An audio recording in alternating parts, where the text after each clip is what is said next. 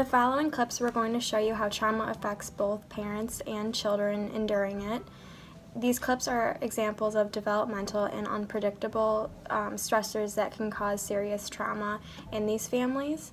And military development, being close to acts of terror and natural disasters, can cause trauma and have some major effects on families. Trauma can come from parents being deployed and returning home. Around 12% of veterans return home and experience post-traumatic stress disorder. Because of this, it is difficult for them to notice when their child is experiencing distress. This can lead children to feel helpless or even cause parentification, which is when a child takes on the roles of a parent. These children that experience these things tend to resent their parents for this. This creates a barrier between the parent that just returned home and their children. Being close to terror is another way that people experience distress. Being close to events such as 9/11 is a way that people experience trauma.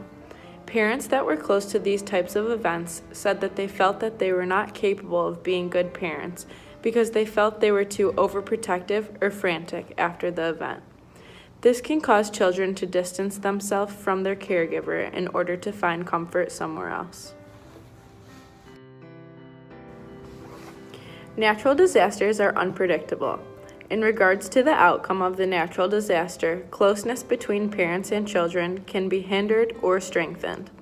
This can be the case for all types of trauma, but it is dependent on how the families respond to the situation.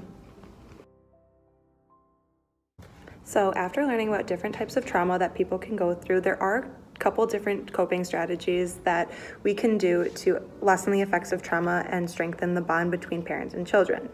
The first thing you can do is go to support groups. In these groups, you'll be talking to those that kind of went through the same situation as you, realizing that you're not alone and having someone to talk to kind of support you. You can also find trauma-specific treatment programs, and in these programs, they're trained professionals that specialize in understanding exactly what you're going through and know how to help you. Currently, they're only for children and adolescents, but they do go over very important issues like attachment, self-regulation, and separation. So those are all very helpful when talking to a child about a traumatic event that happened and helping them get through it.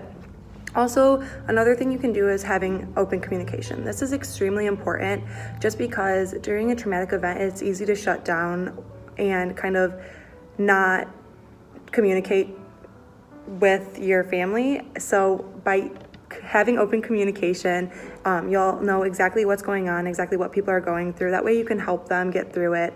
And also by talking about what you're going through, they'll be there to support you and help you. Those are just a couple of the strategies that you can use to kind of get through these traumatic events. Hopefully now you will be more knowledgeable in regards to what effects trauma can have on you individually and those who are around you. If you do ever experience a developmental or unpredictable event that causes trauma in your life, you'll be able to use these coping strategies to help make the best of a bad situation and to keep you and your family close and bonded.